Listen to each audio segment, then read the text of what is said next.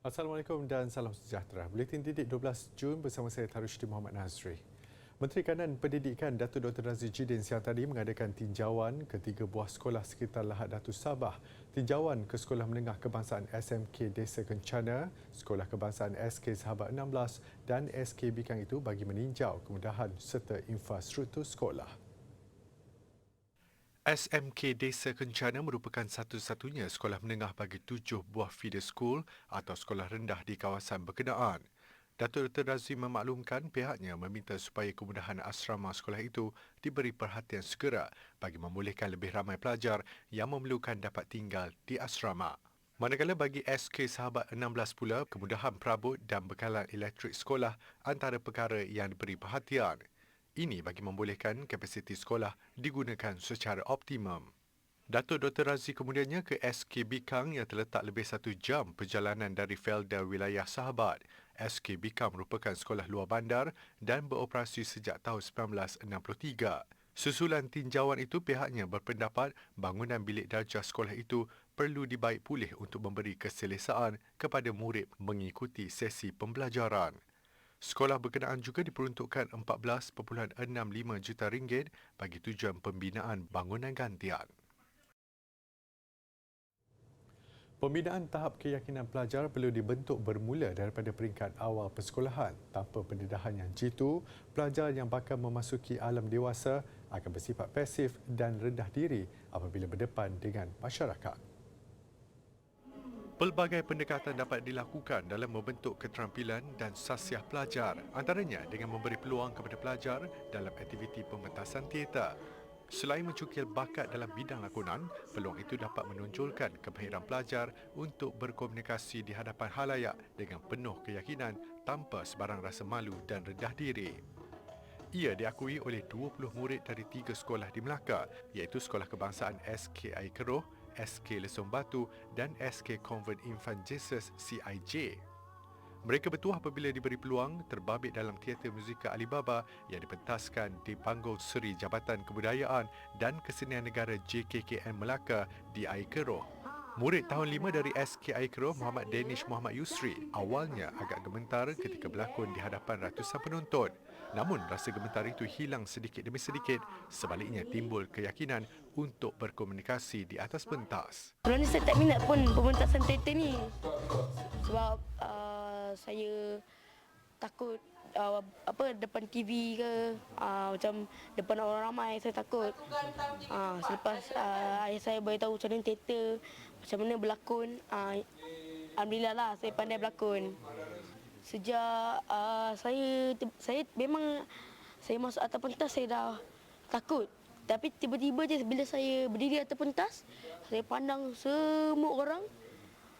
Saya tiba-tiba saya rasa macam tak takut lah. Yalah macam tu. Saya rasa berani tiba-tiba. Saya ada tiba-tiba dekat diri saya. Perasaan sama dikongsi 2 murid tahun 4, Miza Zaharah Abdul Hakim dan Nora Sofia Muhammad Zakwan Hakim dari SK Lesong Batu Alur Gajah dan SK CIJ Bandar Hilir. Rasa malu sedikit demi sedikit dikikis selepas mereka diberi tunjuk ajar untuk menunjukkan bakat masing-masing. Sebenarnya mak saya masuk dulu, lepas tu mak saya paksa saya masuk, jadi saya rasa macam malu-malu. Lepas tu saya masuk juga, lepas tu mula-mula saya malu dulu. Lepas tu tiba-tiba saya terasa macam berani. Saya sebenarnya takut tau nak berlakon apa semua, tapi saya dah biasa, saya dah menari, pergi show. Itulah yang buat saya berani. Sebenarnya saya takut, saya tak confident. Pengarah teater berkenaan Lokman Ghani ketika ditemui menjelaskan pembabititan pelajar dalam pementasannya bukan bertujuan menjadikan mereka sebagai pelakon. Sebaliknya, penampilan pelajar cilik itu sebagai salah satu proses pembelajaran ke arah mempertingkatkan kemahiran dalam pengucapan umum di hadapan khalayak. Teater itu bukan sahaja dia menjadi satu menjadi satu untuk berniat menjadi pelakon. Kami mendidik supaya anak-anak ini pada akhirnya akan berani berdepan dengan masyarakat, berdepan dengan penonton, berdepan dengan dengan apa sekalipun, kerana yang paling penting akhirnya confident level dia bila bertutur, bila bercakap di khalayak ramai, dia mempunyai daya yang menarik. kan. Kerana bagi saya lakonan itu salah satu adalah kerana hilang rasa malu, belajar bagaimana nak berhadapan dengan penonton. Itu penting ya. Sebagai anak-anak saya kata diorang ni perlu kita didik. Selain pelajar, teater muzik Alibaba yang diadaptasi dari filem Allahyarham Tan Sri P. Ramlee itu turut menampilkan 3 pelakon terkenal iaitu Datuk Jalaluddin Hassan, Aziz M. Osman dan Najwa P. Ramlee.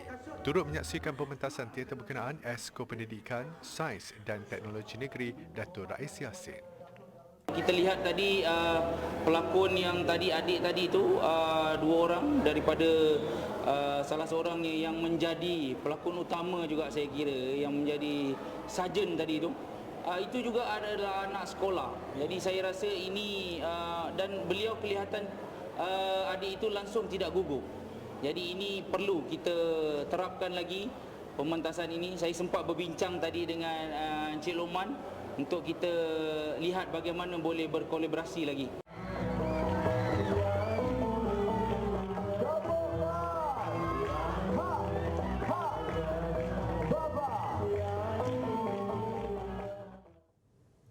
Kebiasaannya dimonopoli oleh kaum hawa, kini profesi sebagai jururawat tidak asing lagi untuk golongan lelaki.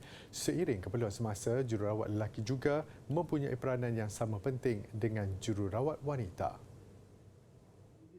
Memulakan karier sejak 17 tahun dahulu, Zaim Aziz tidak pernah menyangka akan menjalani profesi sebagai seorang jururawat.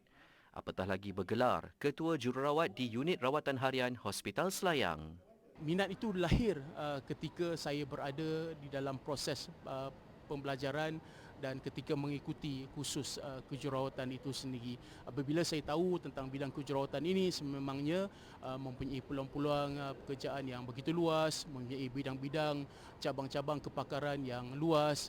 Jadi di situlah ada hasrat juga keinginan untuk suatu hari nanti apa cita-cita saya dalam bidang kejururawatan ini untuk saya cuburi pula. Zaim Aziz berkongsi pengalamannya di program cerita at Museum Negara bersempena pameran evolusi baju seragam jururawat Malaysia. Anak kelahiran Alustar ini menjelaskan perkhidmatan jururawat yang berlainan jantina memberikan kesan yang berbeza kepada pesakit. Justru keperluan jururawat lelaki amat membantu dalam menguruskan pesakit lelaki. Feedback yang saya dapat daripada rakan-rakan yang bertugas di ward lelaki, kebanyakan mereka lebih prefer kepada jururawat lelaki untuk attend ataupun merawat mereka sendiri. Faham. Oh, kenapa? Okey.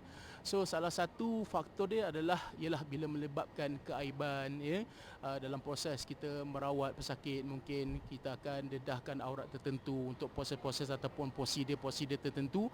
Jadi sebagai seorang pesakit diinginkan orang kata lebih privasi, biarlah yang merawat dia adalah di kalangan jururawat lelaki. Berbanding negara maju, kerjaya sebagai jururawat lelaki baru 20 tahun bertapak di Malaysia. Ia bermula pada tahun 2002 sejak pengambilan kumpulan pertama jururawat lelaki di bawah Kementerian Kesihatan. Jururawat lelaki adalah kerjaya yang sangat unik dan mencabar kerana hanya golongan yang betul-betul berminat dapat memberi komitmen sepenuhnya. Biarpun sering dipandang dengan stigma, anak bongsu daripada 5 beradik ini akui tugas sebagai jururawat lelaki banyak membantu, khususnya bagi kerja yang memerlukan kekuatan fizikal. Sebenarnya dengan tak ada kewujudan kami sebelum ni pun, proses perawatan itu dapat berlangsung dengan baik dan mereka dapat melaksanakan tugas dengan cemerlang. Cuma dengan kehadiran jururawat lelaki ini, ia memberikan satu gembeling tenaga yang terbaik dalam proses kejururawatan ataupun merawat pesakit itu supaya menjadikan proses perawatan itu lebih terbaik kepada masyarakat amnya.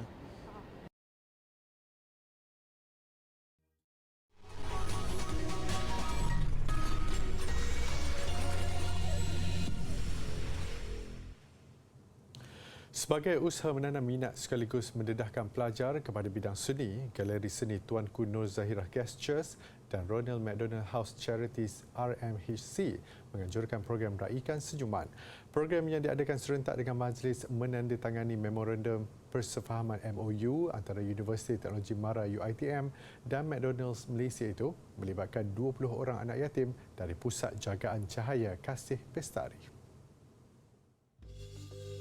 Menurut Fellow Hal Ehwal Kurator Gestures, Nuriza Arzan, program itu merupakan antara tanggungjawab sosial korporat CSR Gestures membabitkan pelajar terutama daripada keluarga golongan berpendapatan rendah B40 dan yang berkeperluan khas. Antara aktiviti yang dilakukan sepanjang program itu ialah mencanting batik. So daripada canting batik tu dia boleh keluarkanlah dia punya bakat tu sebab dia punya dia punya penjaga dia memang ada mention yang kanak-kanak ni memang suka melukis. So yang datang ni pun memang adalah yang memang minat melukis. Tambahnya, program itu turut dibantu oleh 20 orang pelajar dari Fakulti Pengajian Seni Lukis dan Seni Reka dan Fakulti Sains Gunaan UiTM. Bagi Nur Idayu Alisha Nur Azli, minatnya dalam mencanting batik sedikit sebanyak mendorongnya menyertai program Raikan Senyuman. Menurutnya, ini peluang terbaik untuk beliau dan kumpulan anak yatim terbabit mendalami ilmu mencanting apabila dapat melakukannya secara fizikal. Sebab mencanting batik ini satu teknik yang agak mudah untuk kuasai. Untuk bagi mereka yakin dengan mereka berseni dalam masa yang sama boleh terus dengan mewarna tahu teknik-teknik tersebut. Sebagai peserta program yang merupakan pelajar tingkatan 2 Pusat Jagaan Cahaya Kasih Bestari, Ashifa Zamilah Zubir berasa gembira apabila diberi peluang merasai sendiri pengalaman mencanting batik. Perasaan saya bila datang sini gembiralah sebab saya sebenarnya dah lama memang minat melukis. Tapi bila datang sini tu saya dapat melukis tu saya gembira sebab dapat dekat apa yang saya nakkan. Gestures berharap program ini diteruskan untuk membuka peluang kepada ramai lagi generasi muda yang ingin menimba pengalaman dalam bidang mencanting batik.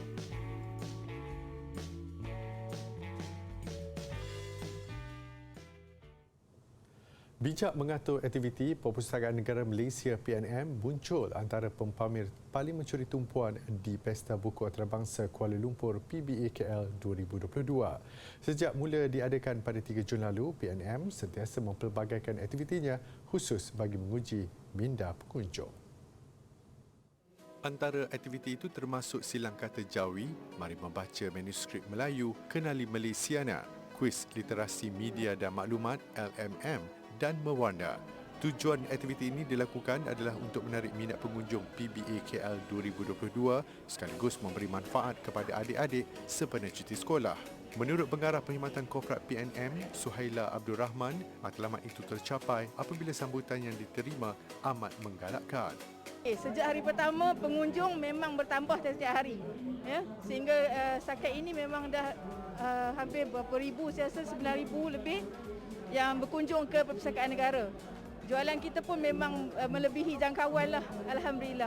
Setelah 2 tahun tak terlaksana. Ya, memang berharap agar diteruskan sebab kita tengok para pengunjung memang tak putus-putus datang kan.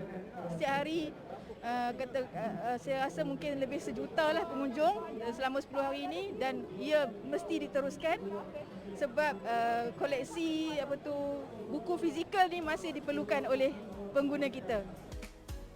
Tambahnya, pihak PNM turut menerima pelbagai maklum balas positif daripada ibu bapa. Bagi Rahani Muhammad Said, aktiviti yang disediakan sangat membantu dalam mengisi masa lapang anak-anaknya.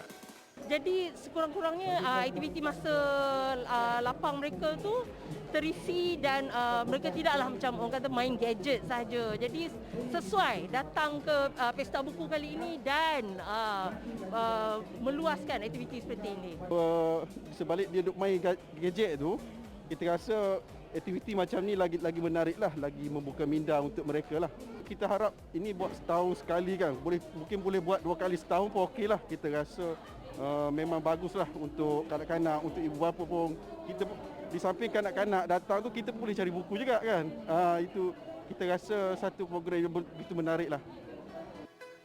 PBAKL 2022 berakhir hari ini.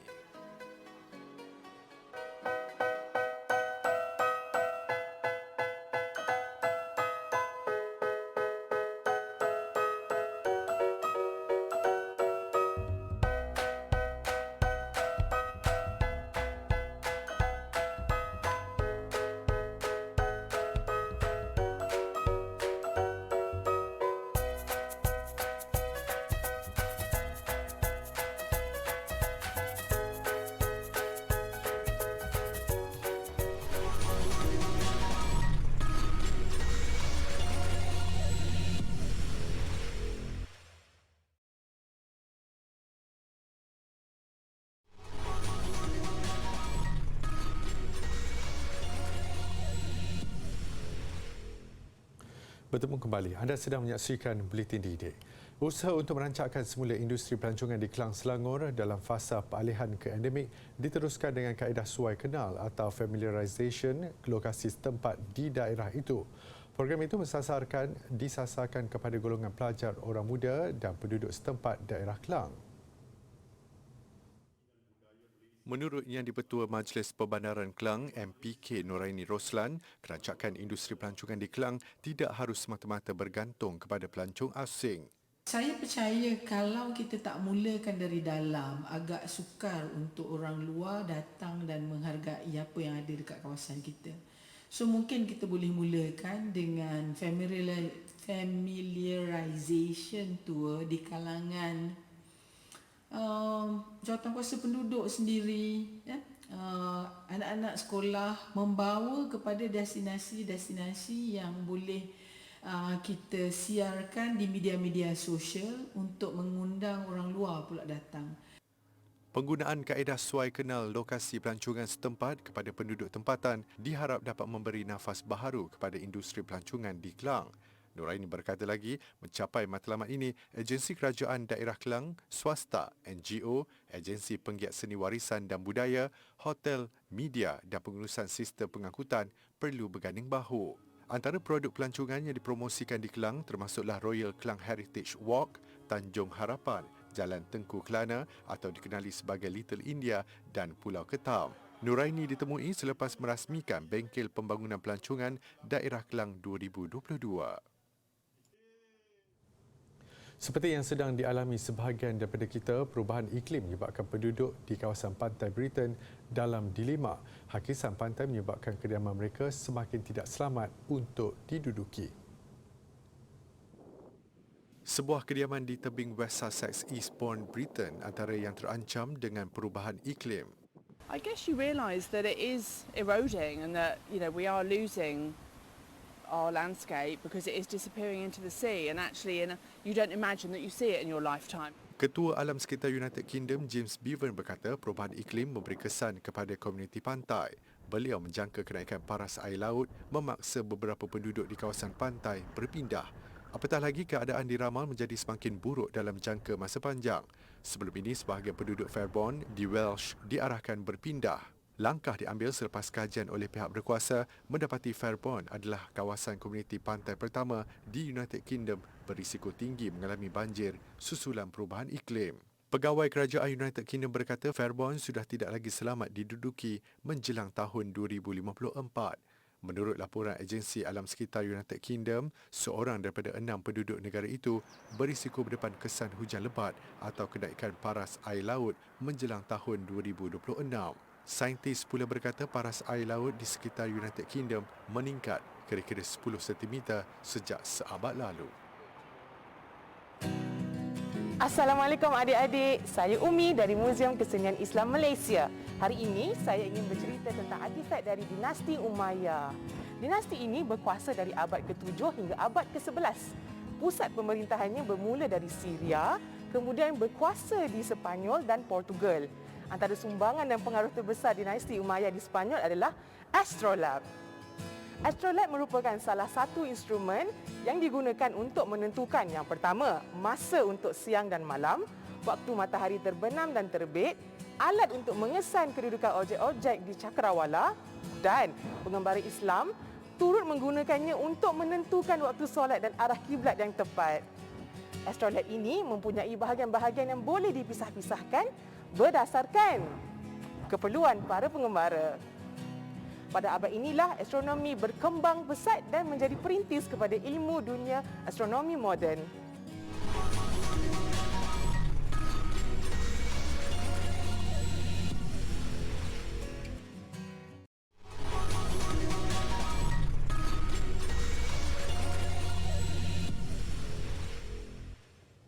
Sukan. Perancangan yang hampir terlaksana namun gagal gara-gara kesilapan sendiri. Itu yang mungkin dapat disimpulkan selepas Malaysia tewas 1-2 kepada Bahrain pada saingan kelayakan Piala Asia 2023. Kekalahan itu menyaksikan Harimau Malaysia terpaksa memilih jalan sukar untuk layak ke pusingan akhir tahun depan. Beraksi dalam keadaan padang yang becak nyata memberi kelebihan buat Harimau Malaya ketika Bahrain tampak sukar menyesuaikan diri. Malaysia pantas melancarkan beberapa gerak bahaya sebaik sahaja visa permulaan. Bahrain yang menduduki ranking ke-89 dunia kental bertahan untuk kedudukan tanpa jaringan pada 45 minit pertama. Selepas rehat, Malaysia mengekalkan rentak agresif menggasak lawan. Hasilnya pada minit ke-54, Stadium Nasional Bukit Jalil tambah gamar apabila Mohammad Sumareh membolosi gawang Bahrain. Ia berpunca daripada hantaran lintang pemain pertahanan Ahmad Huzaimi P yang bijak disempurnakan Sumareh menewaskan penjaga gol Syed Muhammad Abbas. Bagaimanapun, kegembiraan puluhan ribu penyokong Malaysia tidak lama. Kealpaan benteng pertahanan 3 minit kemudian membuka ruang buat Ali Abdullah Haram menjaringkan gol penyamaan Bahrain. Hasrat Malaysia untuk meraih sekurang-kurangnya satu mata lebur apabila Bahrain dihadiahkan sepakan penalti pada minit ke-81, susulan kekasaran yang tidak seharusnya dilakukan ketua pasukan Farizal Malyas. Penyerang gantian Bahrain Abdullah Yusof Helal tidak berdepan masalah menyempurnakannya untuk memastikan kemenangan 2-1 Bahrain.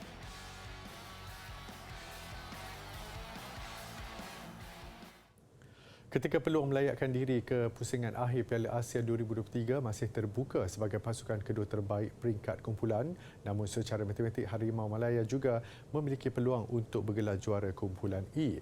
Syaratnya Bahrain tewas kepada Turkmenistan pada perlawanan akhir peringkat kumpulan pada Selasa ini, manakala Malaysia mesti mengalahkan Bangladesh. Selepas dua perlawanan, Bahrain memintas Malaysia di tangga teratas mengumpul 6 mata. Malaysia dan Turkmenistan berkongsi 3 mata, namun Harimau Malaya di tangga kedua berdasarkan kelebihan jaringan. Faktor jaringan juga dijangka akan menjadi penentu buat Bahrain, Malaysia dan Turkmenistan untuk menjuarai kumpulan. Malaysia sebenarnya masih berpeluang untuk menjuarai kumpulan E dengan mengharapkan Turkmenistan mampu menewaskan Bahrain. Malaysia pula tidak boleh suri apatah lagi tewas kepada Bangladesh. Sekiranya situasi ini berlaku, Bahrain, Malaysia dan Turkmenistan masing-masing akan meraih 6 mata. Pasukan yang memiliki jaringan besar akan bergelar juara kumpulan dan layak ke pusingan akhir. Dan jika itu pun tidak berlaku, Malaysia masih boleh layak jika muncul antara 5 daripada 6 pasukan terbaik daripada kalangan naik juara setiap kumpulan.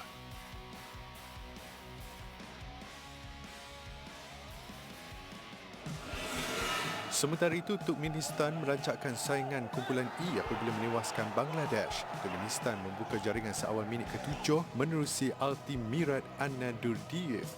Bagaimanapun, Bangladesh bangkit melawan apabila Muhammad Ibrahim menyamakan kedudukan 5 minit kemudian.